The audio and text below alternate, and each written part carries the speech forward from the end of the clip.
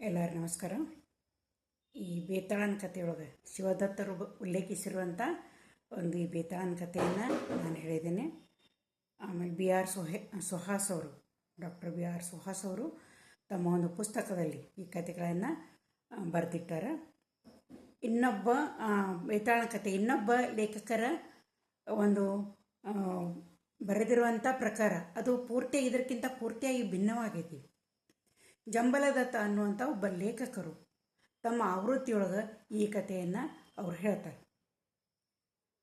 ಇಲ್ಲಿ ಏನಾಗ್ತೈತಿ ಅಂತಂದ್ರೆ, ಈ ವಿಕ್ರಮಾದಿತ್ಯನ ರಾಜ್ಯದೊಳಗೆ ಆ ಎಣ್ಣೆ ವ್ಯಾಪಾರಿ ಆತ ಏನು ಮಾಡ್ತಾನಂತಂದ್ರೆ, ಒಬ್ಬ ಸದ್ಗೃಹಸ್ಥನಾಗಿರ್ತಾನ.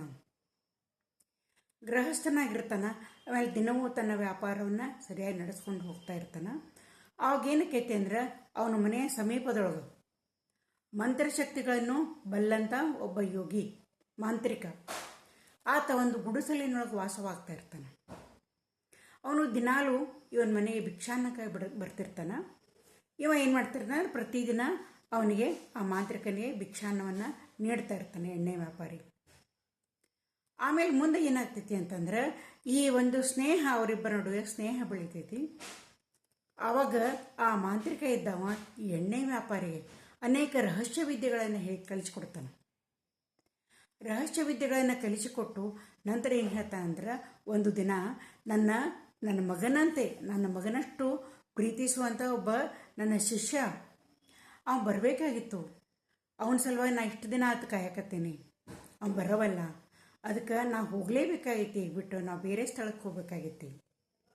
ಅವನು ನನ್ನೇನಾದರೂ ಹುಡುಕೊಂಡು ಬಂದ ಅಂತಂದ್ರೆ, ನಾನೇನು ರಹಸ್ಯ ವಿದ್ಯೆಗಳನ್ನು ಕಲಿಸೇನಲ್ಲ, ನೀವು ಅವನಿಗೆ ಕಲಿಸಿಕೊಡ್ಬೇಕು.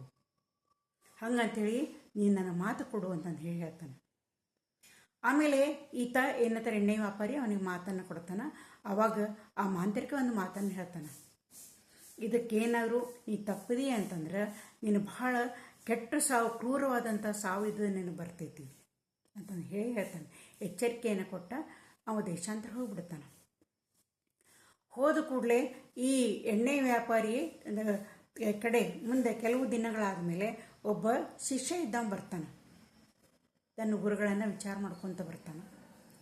ಎಣ್ಣೆ ವ್ಯಾಪಾರಿ ಮನೆಗೆ ಬರ್ತಾನೆ. ಎಣ್ಣೆ ವ್ಯಾಪಾರಿ ಹೇಳ್ತಾನೆ, ಹೌದು ಅವರು ಇಲ್ಲಿ ಎಷ್ಟೋ ಕಾಲ ಇದ್ದರು, ಈಗ ಅವ್ರು ಪರದೇಶಕ್ಕೆ ಹೋಗ್ಬಿಟ್ಟಾರ ಅಂಥೇಳಿ. ಆವಾಗ ಶಿಷ್ಯ ಇದ್ದವ ಹೇಳ್ತಾನೆ, ನನ್ನ ಗುರುಗಳು ಏನಾದರೂ ನನಗೆ ಹೇಳಿ ಹೋಗ್ಯಾರ, ನನ್ನ ಸಂಬಂಧ ಏನಾರ ಅವ್ರ ವಿಷಯವನ್ನು ಹೇಳೋಗ್ಯಾರ ಅಂತ ಕೇಳಿದ ಕೂಡಲೇ ಈ ಎಣ್ಣೆ ವ್ಯಾಪಾರಿಗೆ ಏನು ಅನ್ನಿಸ್ತಿ ಅಂತಂದ್ರೆ, ಈ ಒಂದು ಇಂಥ ಅಮೂಲ್ಯವಾದಂಥ ಮಂತ್ರಶಕ್ತಿ ರಹಸ್ಯ ವಿದ್ಯೆಗಳನ್ನು ನಾ ಇವ್ಗೆ ಕಲಿಸ್ಕೊಡ್ಬಾರ್ದು, ಇವ್ಗೆ ಯಾಕೆ ಹೇಳಬೇಕು, ನಾನು ನನ್ನೊಳಗನೆ ಇಟ್ಕೋಬೇಕು, ಮುಂದೆ ನನಗೆ ಉಪಯೋಗ ಆಗಬಹುದಲ್ಲ ಅನ್ನುವಂಥ ಒಂದು ದುರ್ಬುದ್ಧಿ ಉಂಟಾಗ್ತೈತಿ. ಉಂಟಾಗಿ ಏನಂತಂದ್ರೆ, ಇಲ್ಲಪ್ಪ ನಿನಗೆ ಅವ್ರೇನೂ ಹೇಳಿಲ್ಲ ಅಂತ ಹೇಳ್ಬಿಡ್ತಾನೆ, ಸುಳ್ಳು ಹೇಳ್ಬಿಡ್ತಾನೆ. ಆವಾಗ ಆ ಶಿಷ್ಯ ಏನು ಮಾಡ್ತಾನೆ ಅಂತಂದ್ರೆ, ಮುಂದೆ ಹೋಗ್ಬಿಡ್ತಾನೆ. ಆಯಿತು ಅಂತ ಹೇಳ್ತಾನೆ, ಗುರುಗಳನ್ನು ಹುಡುಕ್ತಾ ಆತ ಹೋಗ್ಬಿಡ್ತಾನೆ.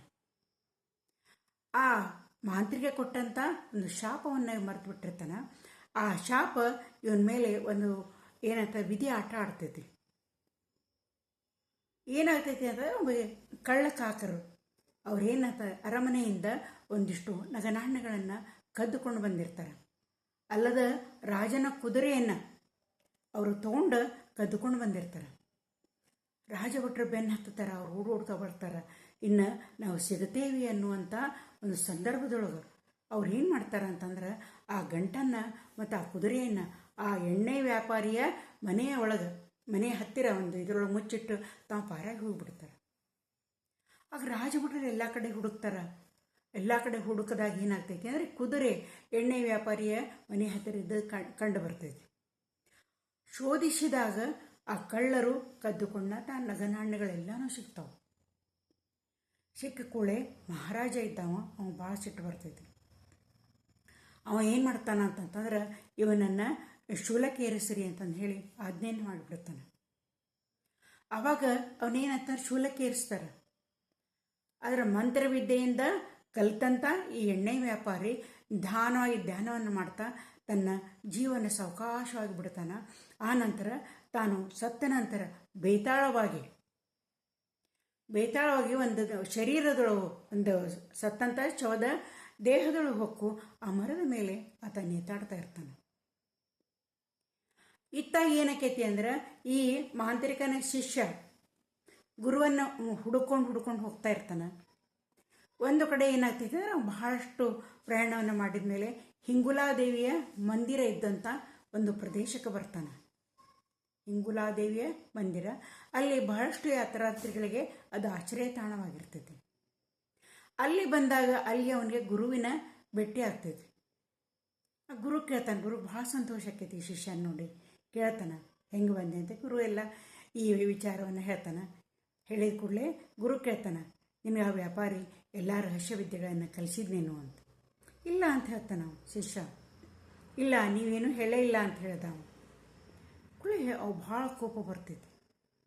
ವಿಶ್ವಾಸ ದ್ರೋಹವನ್ನು ಮಾಡಿದ್ನಲ್ಲ ಇವನಿಗೆ ತಕ್ಕ ಶಾಸ್ತಿಯನ್ನು ಮಾಡಬೇಕು ಅಂತಂದು ಹೇಳಿ ಏನು ಮಾಡ್ತಾನೆ ಅಂತಂದ್ರೆ ಆ ಶಿಷ್ಯನಿಗೆ ಅವ ಏನಂತ ಹೇಳ್ತಾನೆ, ಆ ರಹಸ್ಯ ವಿದ್ಯೆಗಳನ್ನು ಕಲಿತಂತ ಅವು ಭಾಳ ಕೆಟ್ಟ ಒಂದು ಕ್ರೂರವಾದಂಥ ಸಾವನ್ನು ಅವ ಪಡಿತಾನೆ.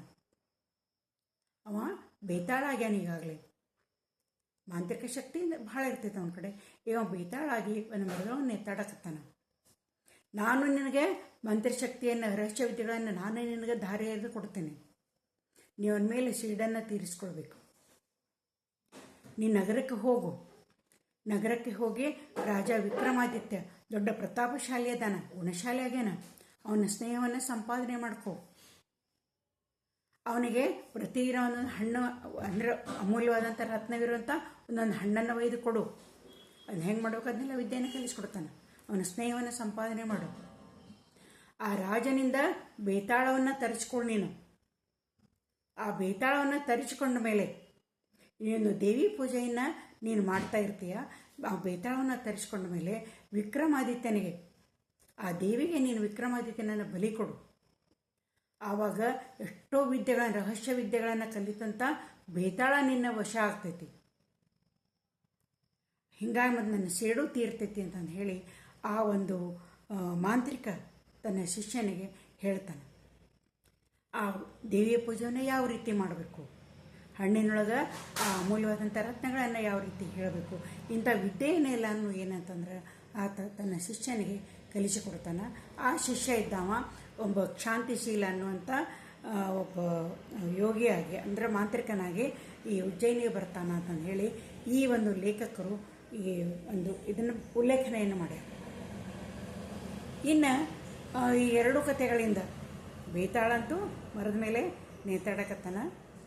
ಒಬ್ಬ ಮಾಂತ್ರಿಕ ಮೊದಲನೇ ಕಥೆಯೊಳಗತ್ತು, ಎರಡನೇ ಕಥೆಯೊಳಗತ್ತು ಒಬ್ಬ ಅದ್ಭುತ ಶಕ್ತಿಗಳನ್ನು ಹೊಂದಿರುವಂಥ ಒಬ್ಬ ಮಾಂತ್ರಿಕ ಅವ ಈ ಮಹಾರಾಜನ ಮೇಲೆ ಯಾವ ರೀತಿ ಸೇಡನ್ನು ತೀರಿಸ್ಕೋಬೇಕು ಅಂತ ಅನ್ನೋದನ್ನು ನಾನು ಮುಂದಿನ ಕಥೆಯೊಳಗನೆ ಹೇಳ್ತೀನಿ.